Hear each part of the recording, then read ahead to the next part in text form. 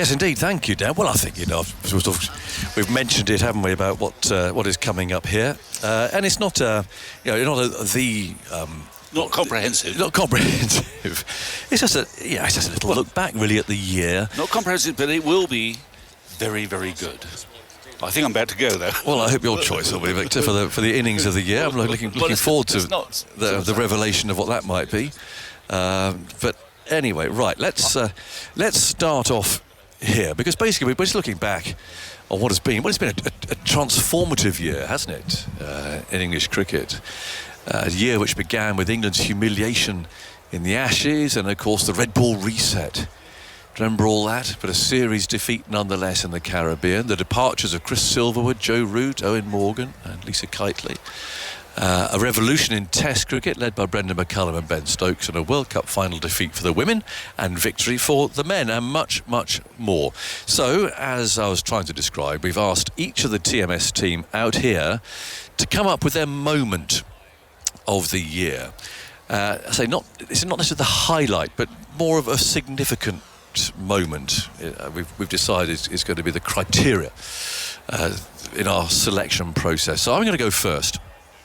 And for this, we're going right back to the start of the year. Robinson's on strike. Cummins on his way, slips awaiting. As Cummins bowls now, and he steps away, he's bowled. What a ghastly dismissal, which really sums it up. Nowhere near it, couldn't reach the ball. But if anyone's in any doubt that there needs to be a lot of change around the England camp, then you only need to have been here and watch this match, really. There we go. It seems a long time ago, doesn't it? 9 for 52, I think, if my memory serves me right, when Ollie Robertson could barely be located on the edge of the pitch. It might even be called a dead ball. These days, as we've been describing, that change in the law, that means if a batsman leaves the pitch, it's a dead ball. He was very close to it. Anyway, England went to the Caribbean in March, but the 1-0 defeat there proved to be the last under captain Joe Root. I feel like there's the support of the dressing room behind me, and I'm desperate to turn that around and to see them smiling, celebrating, because we don't feel that far away. It's an easy thing to say, and it's probably a frustration for a lot of people to hear. So you want to carry on? I mean, there's a lot of uncertainties though.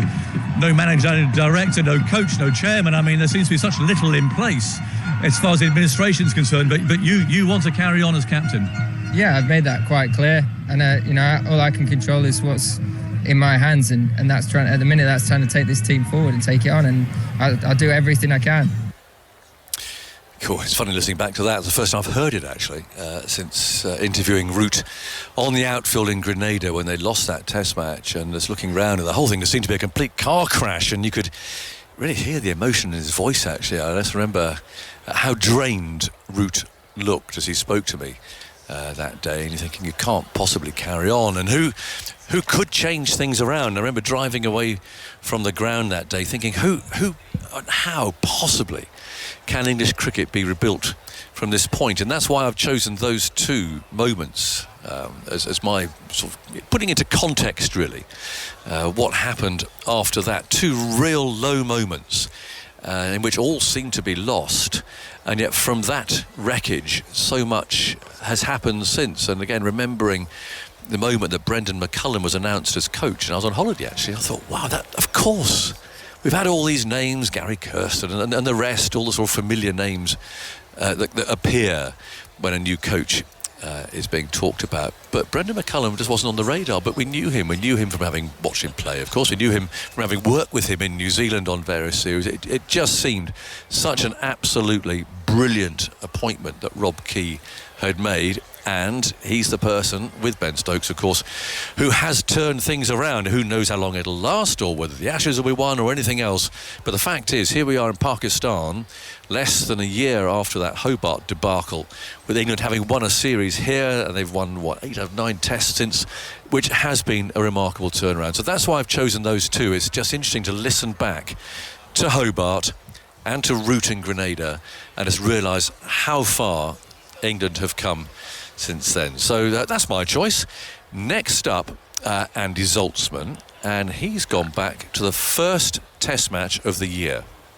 Cummins bowls outside the off stump, crashed away by Bairstow. It's gone down to deep third for 4, and Bairstow in the final over of the day has got his 100. He is naturally elated.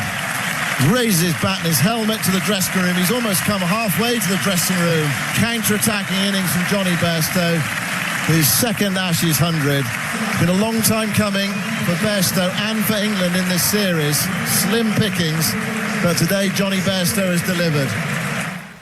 Certainly did. Go on, Andy, why did you go for that? Well, I went for this because in this transformation that happened later in the year, I think Bairstow is arguably the key figure in terms of how it's played. Obviously, you have the leadership sort of from the captain and the coach, but in terms of what England did on the field, he played a lot of the sort of landmark innings of the Stokes-McCullum approach to Test cricket.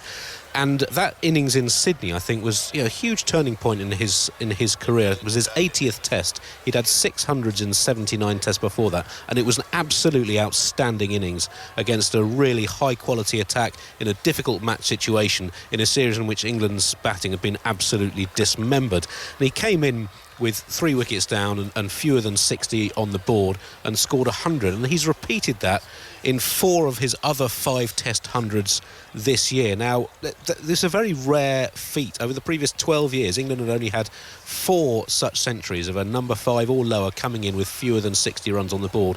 Bairstow's had 5 in a calendar year. He himself, over the previous 3 years, 2019, 20 and 21, in and out the side, had played 19 Tests, averaged 21 and not reached 60. And I think that innings in Sydney, which helped England get a draw, one of their best result of that. It felt like we'd won the Ashes when Jimmy Anderson blocked series. That last ball. But I think it uncorked this sort of dormant talent in Test cricket. We've seen what a phenomenal player he is in white ball cricket, and over the rest of the year we've seen the white ball Bairstow perform extraordinary feats for England in difficult situations. He scored 600s this calendar year, ties the most by an England player in a calendar year, and equalled as many as he'd scored in his entire Test career up till then. He's had that McCullum arm wrapped round him. I mean, he's really been made to feel part of the team, and I don't think that's always been the case with Bairstow, but he has really responded perhaps a slightly different way than the others. Get out there and smack it about, but actually, Johnny, you're part of the side. We want you. You're valuable. All those things, I think, has really helped Bairstow this year. Undoubtedly, but he had, I think, that innings in terms of his confidence as a Test player, and having played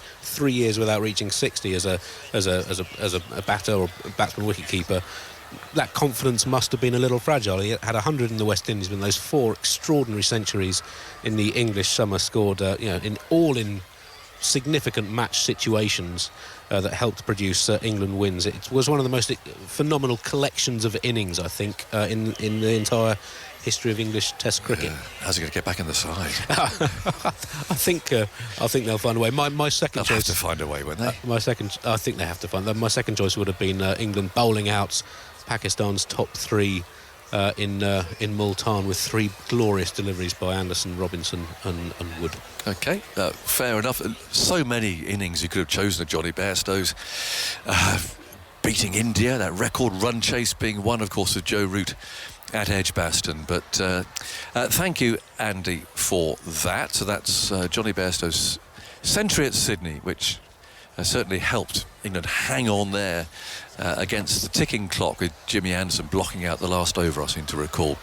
Now, on a similar vein to mine, really, Stefan Shemilt is up next, and he's gone for Brendan McCullum's first interview as head coach. I'm under no illusions, it's a big job, but it's a good time to take over. Everyone's ready for change, everyone's ready to do things slightly differently, and I think that's where my skills sit. Yeah. How well do you know Ben Stokes?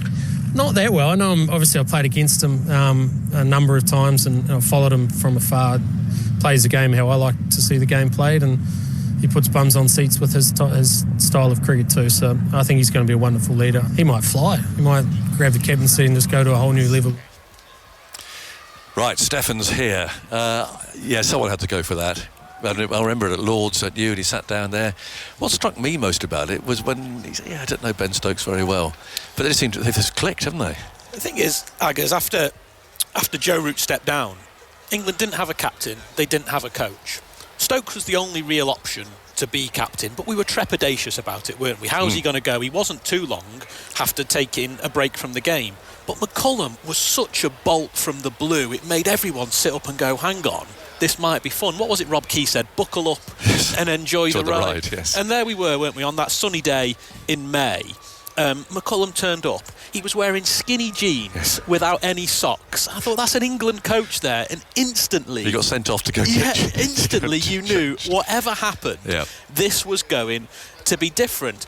And they've brought the fun to the England team, haven't they, McCullum and Stokes? They've removed the pressure. Some people would say, why is it not enjoyable playing international sport? And there is an element of that, of course, but if you only win one game in 17, that's not enjoyable. Professional sport's such a funny thing. There's someone always after your place in the side, your place in the team, after your job. McCullum and Stokes have removed all of that. They've taken that pressure away. And they've brought the enjoyment in lots of different ways. We've seen them having penalty shootouts in training, that daft game where someone's wearing a helmet, they hit the ball up into the air, the tennis ball, someone has to head it and catch it. The six-hitting competition here. They've been to the Grand Prix in Abu Dhabi and New Zealand. They're off to Queenstown on holiday before they play those 2 test matches. And you might think that's a bit trivial. It makes it almost sound like playing for England is some sort of stag do. But it's not. It's all part of this idea of if you're enjoying yourself off the field, you enjoy it on the field and you will do your job better. But I'd love to know what he is actually saying to the players, because for all the fun and all the messing around and those games that you mentioned, whatever he is saying must be getting through, and I'd love to know exactly what it is, how he's managed to put the finger on the pulse, because he doesn't do a lot out there. We go out every morning wandering about and go and looking at the pitch and so on, and you can't help but obviously take in what the players are doing, and he's always wandering about saying hello to everybody, and I mean, like people like me, and not even his players, the umpires, and he looks at the pitch. But he's not one of those coaches who's really on it, and you see some coaches really working the players hard every morning. They're very much part of the build-up. That's not him at all. What he's doing is something in the dressing room when they're sitting down there. You hear the little snippets just now and then that sometimes he'll say to a player on the morning of a test match, I haven't got a lift to the ground. Can I get a ride with you? And that's when he'll have his one-on-one conversation. Right. And then listen again to some of those things that he said. That line from Stokes, he might fly, he might grab the captaincy and go to a whole new level again. He has. He said, my skills, McCullum, are around taking a team from a bit of trouble into a team that has long-term sustainable success. That's what he's done. They've talked about not drawing, we'll chase anything. We're even on a mission to save Test cricket. And you thought, yeah, all right, mate, whatever. But they have.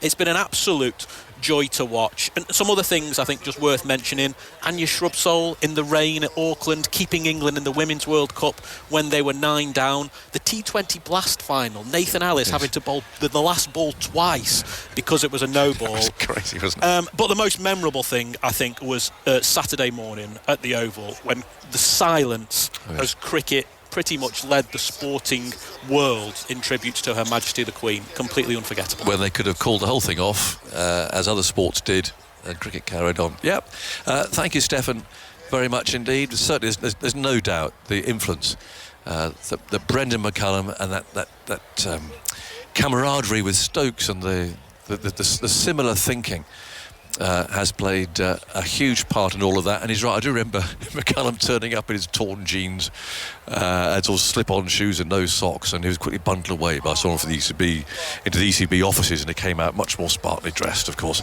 And it was a bit of a hospital pass too, crikey, to become coach of the England team at that stage and not knowing a captain, but the situation that they were in. I don't know, it was a very brave choice, I would think, for McCullum to take as his first international job. Anyway, now then, Vic Marks, we talked about all these innings, some sumptuous innings by Johnny Bairstow, Joe Root, and all the others, Ben Stokes himself, of course, that we've savoured during the course of this last year. And here's Victor's choice. Overton faces, drives, this will go through the covers, and this will be 4. He goes to 96. A full, long half volley, maybe, but Overton got a big stride in and has driven it to the boundary, and he's within one more smite of what would be an amazing achievement. Bolt into Overton. Overton drives, edges, and is taken at first slip. He's gone for 97. Bolt has got his man. He'll feel dreadful right now, but he shouldn't. He has played a remarkable innings, a truly brilliant one from number 8. And listen to this crowd. Barnstable's Jamie Overton. Victor, why have you chosen that innings above all the other extraordinary innings that we've seen? Well, it's more to exemplify New England. This is my first experience of seeing New England live. It was Headingley, third Test match against New Zealand. Yep. And I hadn't watched live any of the previous 2 Test matches, but I kept an eye on it on the telly. And Headingley, I could have gone, blinker fashion to the man of the match at Headingley, Jack Beach. But I thought I won't go Somerset. I'll go Surrey. Jamie Overton, sort of. Formerly Somerset. Yeah. And typical, though, it just exemplified that nothing is impossible. England, they had a target 3-2-9 to sort of get parity in first innings. That's what they bowled New Zealand out for. And lo and behold, they're 55-6. Well, doomed. And Jamie Overton coming out to bat with Johnny Bairstow. Well, they could possibly save the follow-on if we're lucky. And it wouldn't have been in force. Lo and behold, ridiculous, really. Out of the blue, they put on 241. Jamie Overton generally batted at 10 or 11 for Somerset. Surrey saw potential that Somerset didn't see, as it happens. And he played brilliantly, did Overton. He was overshadowed. I could easily have picked Johnny Bairstow, but we already had Johnny Bairstow. But to put on 241 in your debut, against a good attack, to get to 97, is absolutely staggering, and kind of showed us that nothing is impossible with this lot. Yep. They don't give up. They think anything is possible. I mean, it was an amazing turnaround. So that's why I went for him, because it was my first experience of seeing this England side who just don't rule anything out. And it's so exciting. And I mentioned not quite a hospital pass, but you know what I mean about McCullum taking that job on and how quickly he'd had turned things around and that mindset. It is absolutely staggering. I mean, the only thing I would say to that is that things had got so low that he couldn't do any worse. So it's not it's quite difficult to replace Alex Ferguson when he's won dozens of trophies. Yes.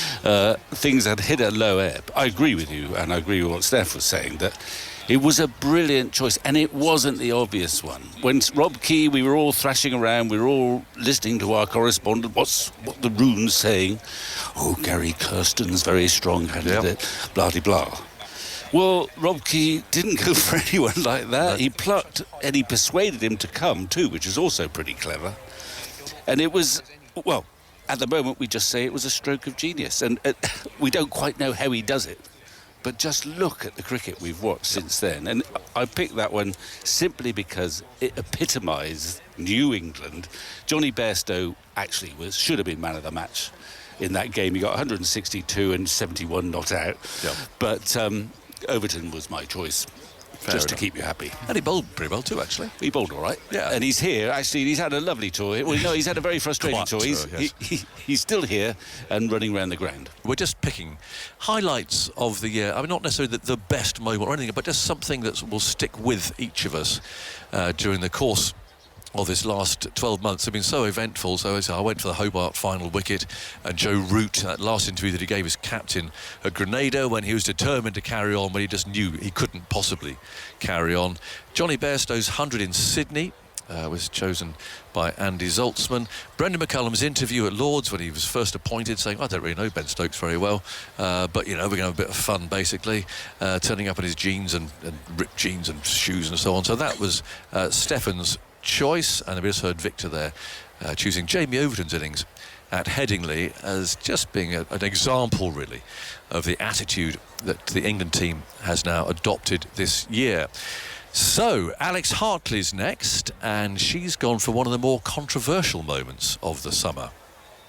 I love exciting games. 17 needed from 39. Dipti Sharma. Dipti Sharma's done a man-card. Oh, she has. She's man-carded up. Now then, is that how you want to win a game of cricket? That's entirely up to you. Harmanpreet Kaur is speaking to her, so she's gone through the crease. I'm afraid we might be about to have some pretty terrible controversy here. She's done a man-card, and you're perfectly entitled to do this. It's perfectly within the laws of the game. And this will be given as out. And that is the end of the match. Why have you gone for that, Alex? It's the moment that's left the sourest of sour taste in my mouth this summer. And we're going for highlights, we've seen everyone go picking good things that's happened, and that for me was just the one moment where I just felt really disappointed at cricket as a whole. I thought England they were in a losing position in that game. Freya Davis, Charlie Dean at the crease. England got control of the game. It looked like they were going to win. It looked like they were, going to pull off this miraculous win. They'd lost every single game against India. They weren't in a good place. Deepti Sharma, the only way she felt like they could win that game was a run out at the non-striker's end. And it's one of those where she threatens to do it all the time. She talks about doing it all the time. But for me, that delivery, she had every single intention of running her out at the non-striker. It's a horrible way for it. And it was such a big game too, was it? A significant game, playing at Lord's. All of that was like the big picture, if you like, around that match. Yeah, and it was Jhulan Goswami's last ever game in international cricket for India. She's been a pioneer for decades playing for India. She's played the most amount of games. She's been incredible. All of it. We couldn't talk about her. We couldn't talk about her incredible career. We couldn't talk about all the achievements that she's made as a cricketer. We had to talk about the fact that Deepti Sharma has just won India a game in the sourest of ways. Yeah. I mean, it's allowed. I get that it's allowed. But for me, was that really the only way she felt like they could win that cricket game? They've got to sort it out, because you cannot have a World Cup final with all these people watching. Imagine India-Pakistan World Cup final and someone does that. It'd be horrific. And they're saying it's within the rules, but for me, the rules aren't black and white. It's when the bowler's in their delivery stride. But, well, what is that? Where is that? And I think Liam Livingstone actually summed it up really well. He said the rules need to change, and we need to know, is it when the front foot lands? Is it when the arm is up about to deliver the ball that you pull out? We need to know when it is, because actually from that run out, during the men's T20 World Cup, we saw a lot of threats at the non-strikers' end to run people out, but there was always a warning. Yes. The rule is you don't need to give a warning anymore. You don't. I think for me, if we are going to see that implemented more and more into cricket, the rules need to be better. They need to clarify when is it acceptable to do it and when isn't. I have a plan. I won't take up time now, but I have submitted a plan to the ICC, who I know want to do something about it. So I think we'll take the wicket out of it. But we'll get back in a minute. Thank you, Alex, very much indeed. So that's the Charlie Dean Mankad. Yeah, talked about a lot, isn't it? Now, let's move on. England, well, they may have won a World Cup this year, but the final is not the moment that Dan Norcross has gone for. 5 needed. Shami's on his way. He's there and he bowls to Butler. It goes for the straight hit for 6. The fielder underneath it. Can't take it. And Jos Buttler, England's captain, has won this semi-final in the most emphatic fashion. He's smashed Shami for 6 over his head. And with 4 overs remaining, England have won by 10 wickets. Yeah, quite a moment, wasn't it, Dan? That was. I mean, it really was. Go on then, why have you gone for that rather than the final, though? Well, you and I were both there, and I think that game exemplified just how far ahead of the game of T20 that England are, and how far behind the game of T20 India are. And it's a curious thing. It's as much for what it tells you about Indian cricket as what it tells you about English cricket. Indian players play in the IPL, and you and I saw India quite a few times in that World T20. That wasn't the only time they nearly came unstuck. They should have lost to Pakistan. They should. They did lose to South Africa. They have all the resources. They have the IPL. They have all these great players. They have massive population. Cricket's their major sport. All their players play T20 cricket in India. They don't play anywhere else. So when they came out to Australia, and you and I both know they do deport themselves of a certain swagger, and so do their press team. And there was an expectation that they were going to easily roll over England. And they didn't. They did the exact opposite of that. They scored 60-odd. They scored 60-odd runs in the first 10 overs for the loss of a couple of wickets. And then Hardik Pandya, he plundered 60-odd in the last 5 overs. And out they came thinking, well, we've got enough here. We've got 165 or whatever it was. But it was never going to be enough, and it wasn't enough because England knew full well their players have played Big Bash, they played PSL, they played IPL, they played around the world. Indian players don't do that. And it's one of the strange paradoxes of the modern world that actually English cricketers in T20 are streets ahead. And yes, they won the final, and it was a good final. It was a bit tighter, but it was basically destroying the artifice of Indian cricket in such a comprehensive way. 10 wickets, 4 overs to spare. I thought it was marvellous for the captain. And I think it's something that should be a wake-up call for Indian cricket. Their players need to play in other environments or they're not going to get any better. And Rahul Dravid has talked about that. And also they have a reluctance because they are superstars, particularly the batting that you're talking about. There's this sort of reluctance to move on, isn't there? And again, I think looking at the aftermath of that game and the stuff that was written by Indian correspondents and journalists and former players and so on, they you're right. They have got to move on. They've got to change their game. Follow England. I mean, who would have thought that in T20? Well, I mean, this is the thing, and this is partly why I chose it, because it's the theme of this year that English cricket has taken things on. And, one of the other things I was going to choose was England's response to New Zealand scoring 570 at Trent Bridge. And every other team, you know this from watching cricket for years, every other team, after they've conceded 570, they're going, well, the draw is the only option here. Well, England's approach was, well, if we're going to win this game, we've got to go really hard. We've got to get as close as possible. They're actually in trouble at one point, and 4 down for 160 odd, and they came powering on. And this is what I love about what's happened to English cricket since really June of this year, that in both white ball and red ball cricket, there's this determination to get the victory from whatever position you are in through aggressive cricket. And those two things exemplify it. But for most of all, there was also the satisfaction of being in Australia, watching England win and beat the favourites India so comprehensively. It was brilliant to be there. It was quite nice turning up to the MCG and that level near our broadcasting box was a huge, great big sort of entertainment area, isn't there? Laid out normally for catering. Yeah. There was a sign up already for BCCI, and there was nobody there. Everything laid up, good to go. Nobody showed. So yes, a little bit of satisfaction from an England perspective. Anyway, we're used to being taught all about T20 cricket, aren't we, from India? But that was an extraordinary day there at Adelaide. Thank you very much indeed, Dan. We've got a few moments to go, and Simon Mann actually has gone for a moment on this tour. Ali's on his way. Bowls to Stokes, who charges him and hits him into the leg side. That breaks the record. How far has it gone? Waiting for the umpire, it's gone all the way. 502 for 4 in the 75th over on the first day of a Test series. Well, incredible day. It's not necessarily back to that, isn't it? I mean, just the sort of disbelief of it all, really. I just went for the commentary, Jonathan. Oh, well, quality of the commentary. Thank you. I mean, 500 in a day. I still can't believe they did it. 500 in a day. A short day as well. And 75 overs. And that, in a way, that's the culmination of what they've been trying to do all year. And remember, the questions before this tour was, oh, you can do it in England, you can do it against New Zealand, South Africa, whatever. Can you do it in Pakistan on slow, low pitches where the ball is turning? Goodness me, they could. 300s on that first day. Duckett and Crawley and Pope. And then Brook got one as well. He made 153.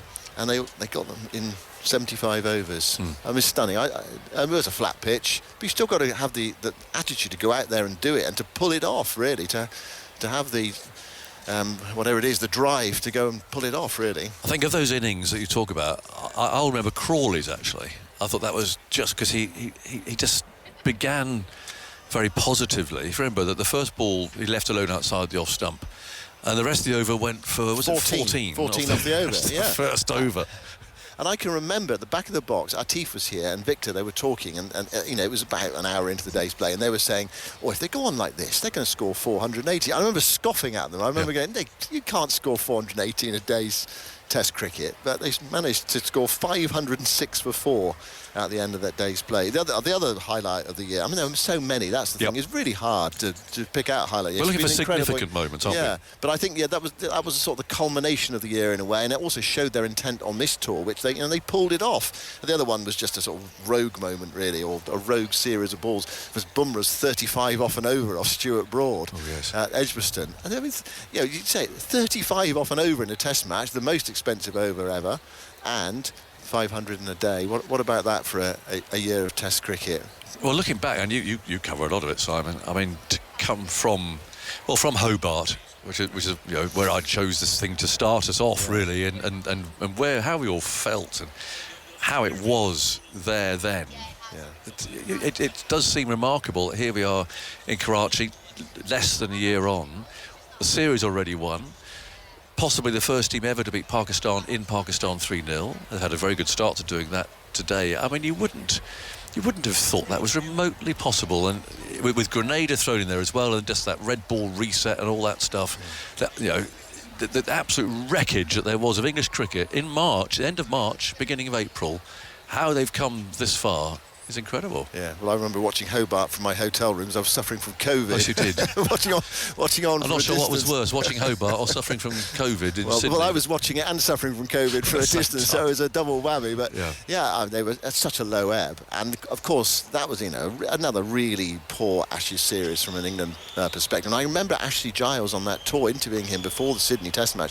He said, "You can change the coach, you can change the captain, you can change me, but it won't make a bit of difference because of the system." Well, look where we are a year later. Yeah. They've done all three of those things, and, well, I think it's fair to say it has made a bit of a difference. How much longevity it's got, well, who knows? But I think we're all already, and we always do, don't we? We look forward to Ashes series, but we're all looking forward to how that might pan out next summer and how they're going to play. Would they declare 340 ahead, give Australia a dart at the end of a test match in the Ashes like they did here in Pakistan on a flat pitch? Yeah. I don't know. It is interesting because you've done like what most of us are all doing, and there's always that, we don't know if it'll last very long, or we're not sure about this. But so far, I mean, Ben Stokes, like that field alteration a couple of days ago, where he brings that in, and what happens? Next ball, it gets hit to precisely, the trap was so set. Everything is going as they want at the moment. The declaration, really? Oh, yeah, well, England win the game. We can't help at the moment still say, I'm not sure about this. How can it go on? And I wonder, what will turn out to be the way that it pans out in the end, whether this is sustainable or not. I mean, it's great fun watching it, but it is that lingering question. Is it sustainable? And you talk to the opposition. I talked to Azhar Ali the other day at Multan. He's saying, we can't play like this. Other teams are saying, no, we're not interested in that. The Australians, no, we're not playing like this. They've got Ron ball, yeah, absolutely. Baz ball has been remarkable. It's been an incredible year. And thanks to everyone for just throwing in their thoughts there, illustrated by some nice little interview clips and bits of commentary and so on through the course of this year. But that was certainly fun looking back at it.